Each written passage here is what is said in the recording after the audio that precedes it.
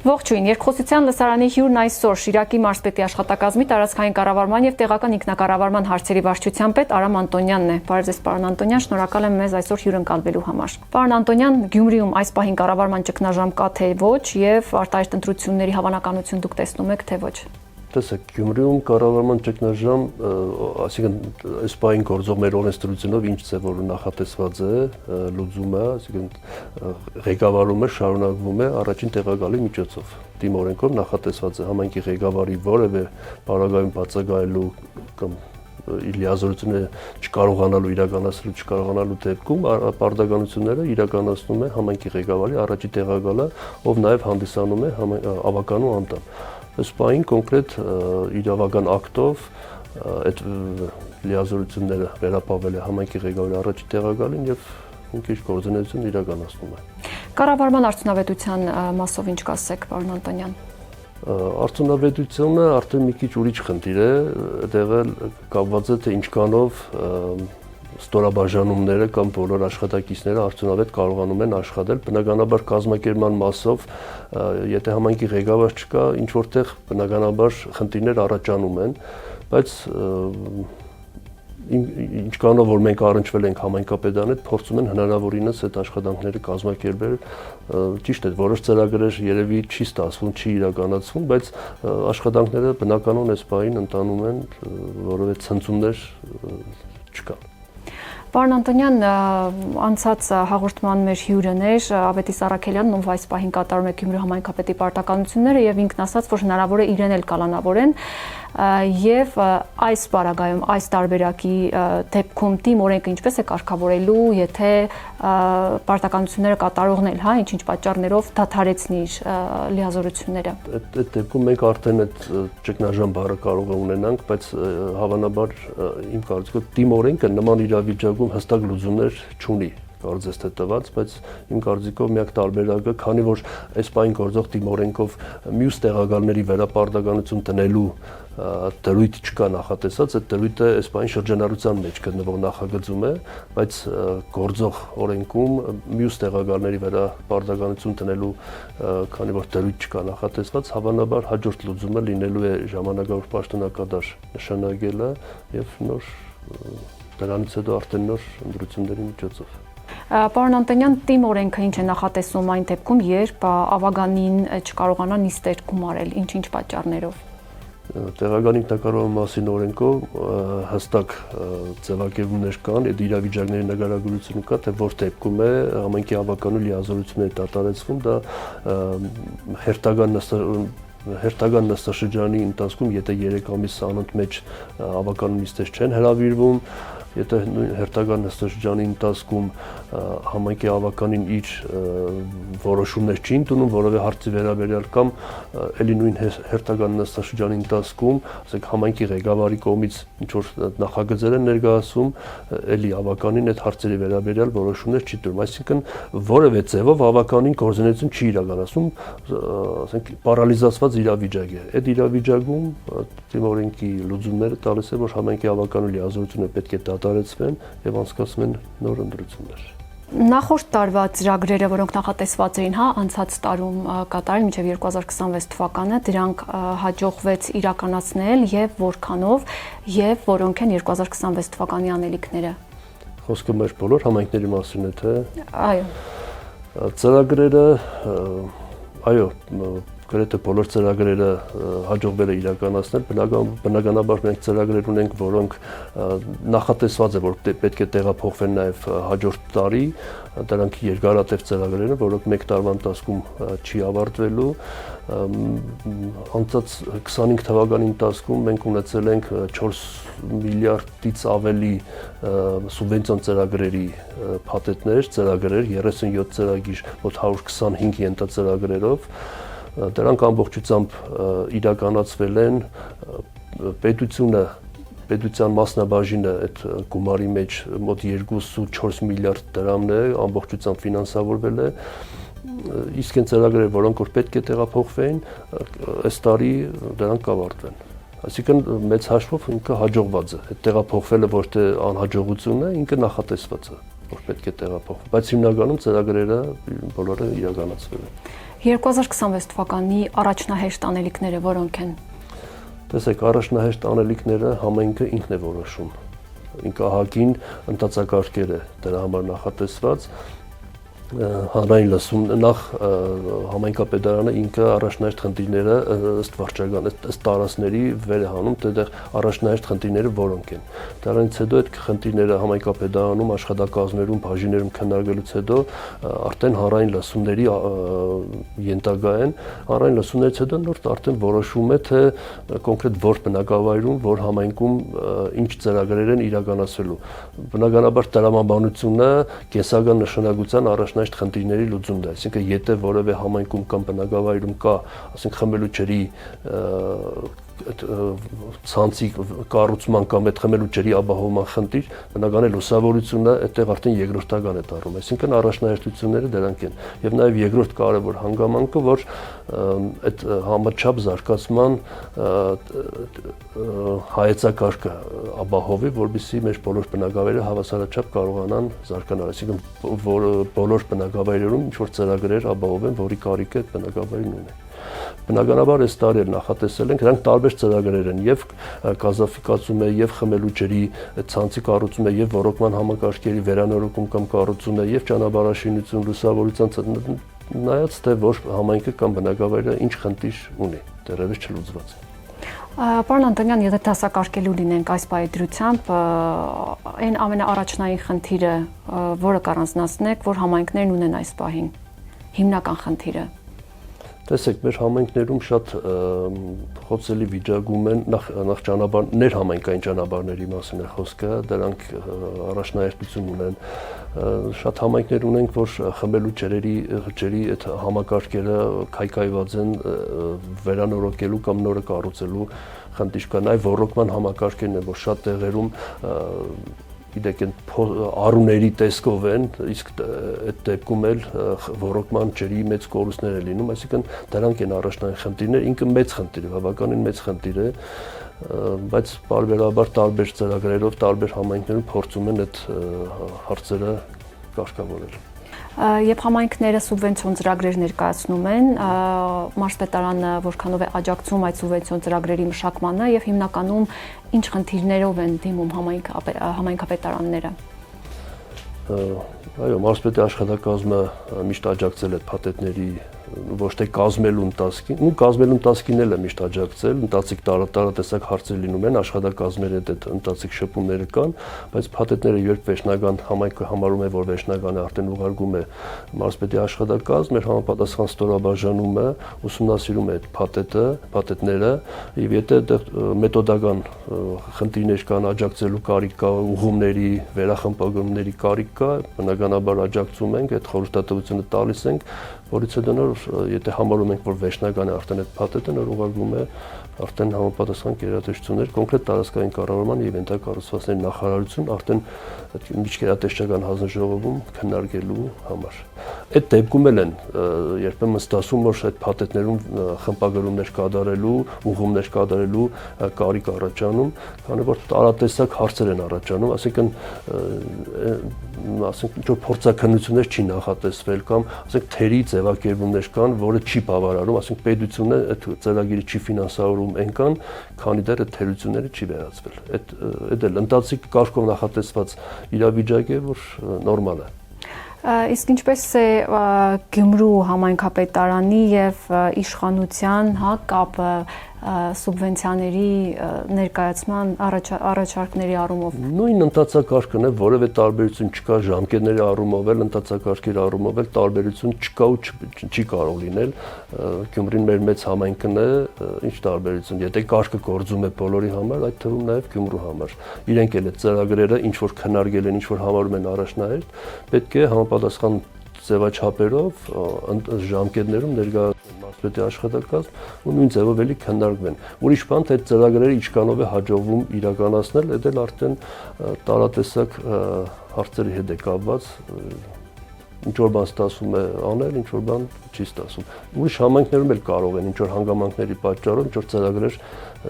չիրականացվեն։ Բայց կոնկրետ Գյումրիում շատ ասես տարբերվող իրավիճակ, գոնե ընթացակարգերի հետ կապված չկա։ Սեփական եկամուտների հավաքագրման մասով ինչ կասեք Գյումրի համայնքի, պարոն Անտոնյան։ 2025 թվականին Գյումրու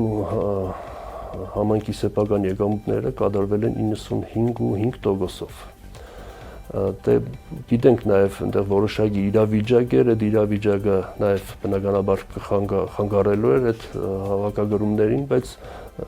հաշվառնելով այդ ամեն ինչը 95.5%-ը ճիշտ է, ամենալավ ցուցանիշը 100%-ն է եւ դրանից բարձր է, բայց 95.5%-ը այդքան է կարողացել այս իրավիճակում ապահովել հավաքագրումները, բայց մենք մշտապես կապ ունեցել ենք համայնքապետարանի համապատասխան պաշտոնյաների հետ, փորձել ենք մենք էլ աջակցել մեր հնարավորությունների սահմաններում, որ այդ որևէ իրավիճակ չհասնի այդ հավաքագրումների վրա եւ բյուջեն ամբողջությամբ կատարվի։ Քանի որ այդ բյուջեի կատարողականը արդեն ծրագրեր են, արդեն ծառայություններ, իսկ Գյումրիում գիտեք տարատեսակ հողակներ, ծառայություններ, մարզադպրոցներ, մանկապարտեզներ, այդ 5%-ը նույնիսկ կարող է որոշակի, ասենք, ազդեցություն գործել այդ ծառայությունների մատուցման, ասենք, որակի կամ խնդիրներ առաջացնել։ Պարոն Անտոնյան, 2026 թվականին ինչ սուբվենցիոն ծրագրեր են նախատեսված մարզի եւ մասնավորապես նաեւ Գյումրիի համար եւ արդյոք այդ ծրագրերի իրականացումը, եթե ամենալավատեսական սցենարով, եթե դրանք իրագործվեն, որքանով կմեղմեն այն խնդիրները, որոնք քիչ առաջ նշեցիք։ Տեսեք, նախ սուբվենցիոն ծրագրերը շատ արդյունավետ ծրագրեր են, իրենք հիմնականում մեր բոլոր համայնքներում գոնե այս ամառային կամ կանանային այս ժամանակահատվածում աշխուժություն առաջացնում է, ինչ որ համայնքներում այս վերջի տարիներին կառուցվել կատարվել է, սուբվենցիոն ծրագրերի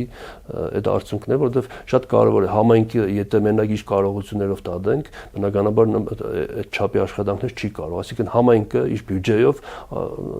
ասենք մի հատ մանկապարտեզ կարող է լավ կառուցել, բայց երկրորդը, երրորդը հետո այդ մանկապարտեզը պահելու համար գումար հատկացնել արդեն դժվար է։ Իսկ սուբվենցիոն ծրագրերը շատ արդյունավետ են այնքանով, որ պետությունը լուրջ մասնակցություն ունի,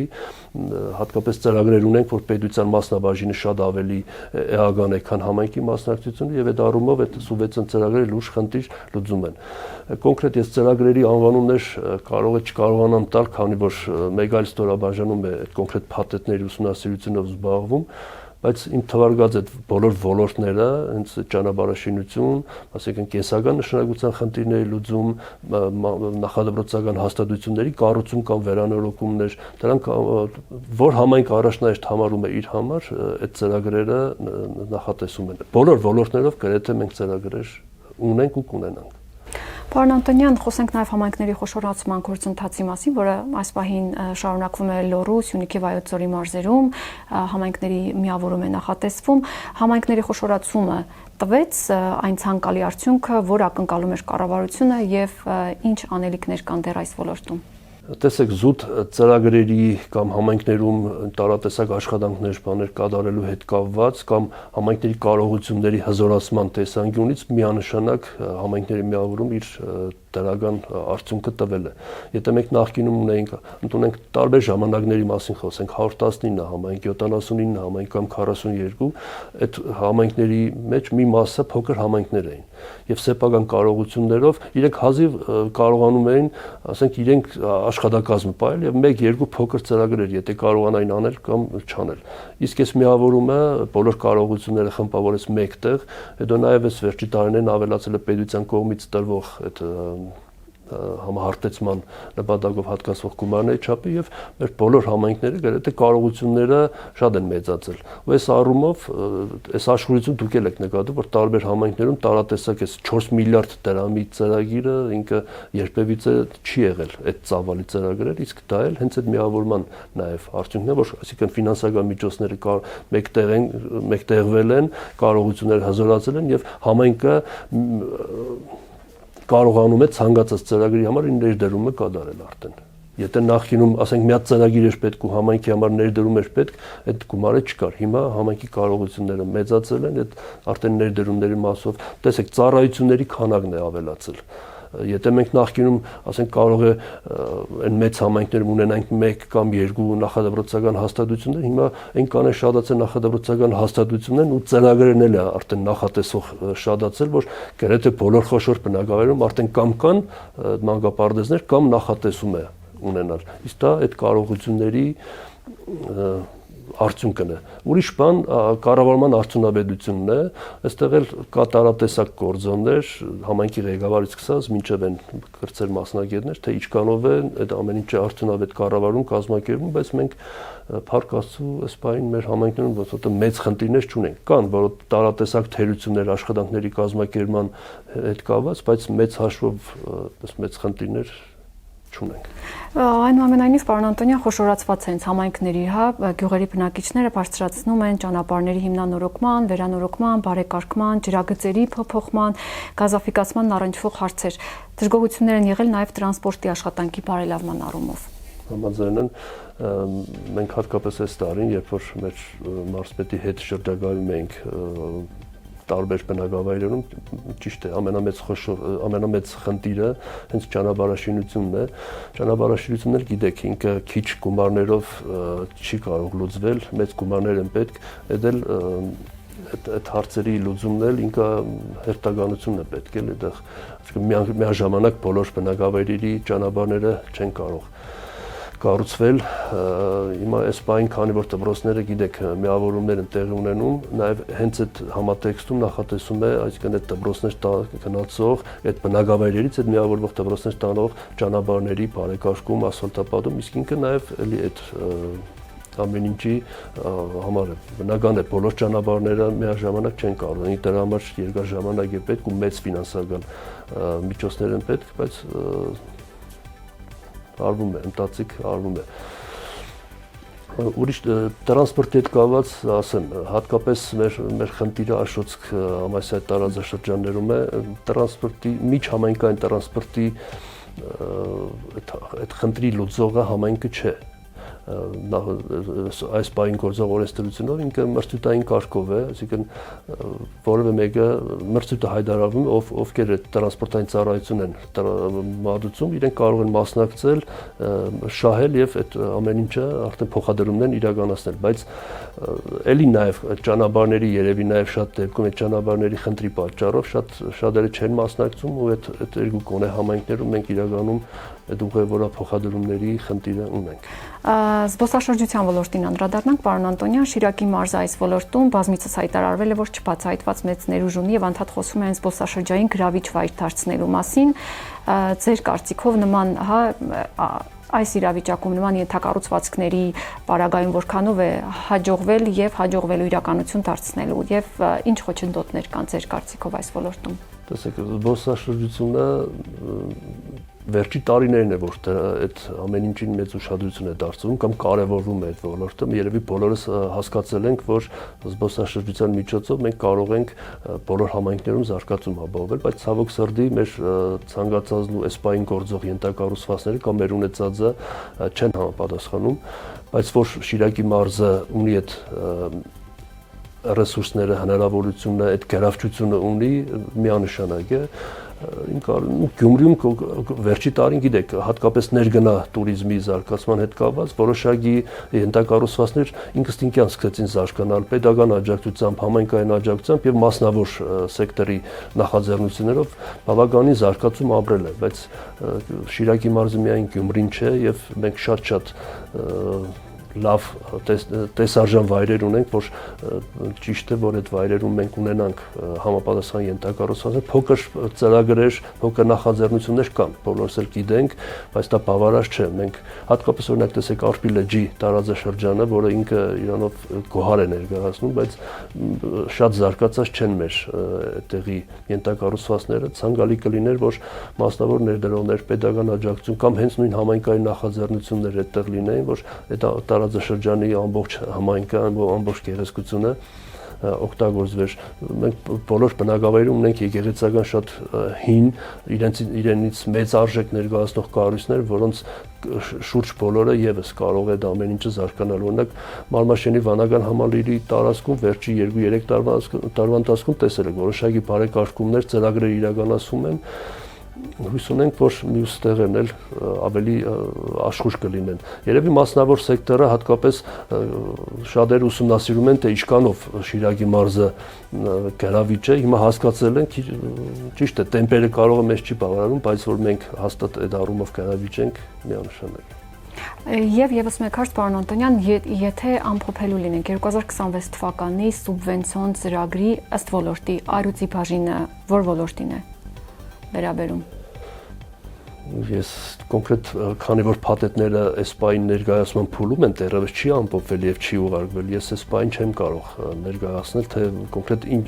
ասենք ճանապարհաշինությունն է, գերակայողը ռոռոկման համակարգի լուսավորություն, թե գազաֆիկացում, փաթեթները այս պահին համայնքները ներկայացնում են, արդեն նշեցի տարատեսակ խմբագրումներ, վերանայումներ լինում են, կարող է նաեւ այդ ներկայացված փաթեթը հետո վերանայվի դառնա ինքը ուրիշ տեսակի ծրագիր, որովհետեւ հետո որոշվի, որ դա արդյունավետ չի։ Այսինքն այս պահին, բայց մենք էլ համայնքներին հորդորում ենք համատեղ քննարկումների ընթացքում, որ բոլոր խնդիրները պետք է լինեն առաջնահերթ խնդիրներ, այսինքն առաջնահերթ կենսական խնդիրների լուծմանը ուղղված։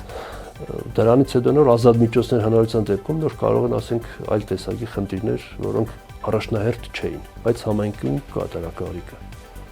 Շնորհակալություն պարոն Անտոնյան հարցազրույցի համար։ Ես հիշեցնեմ, որ երկխոսության լսարանում մեր հյուրն էր Շիրակի մարզպետի աշխատակազմի տարածքային կառավարման եւ տեղական ինքնակառավարման հարցերի վարչության պետ Արամ Անտոնյանը։ Ցտեսություն, կհանդիպենք։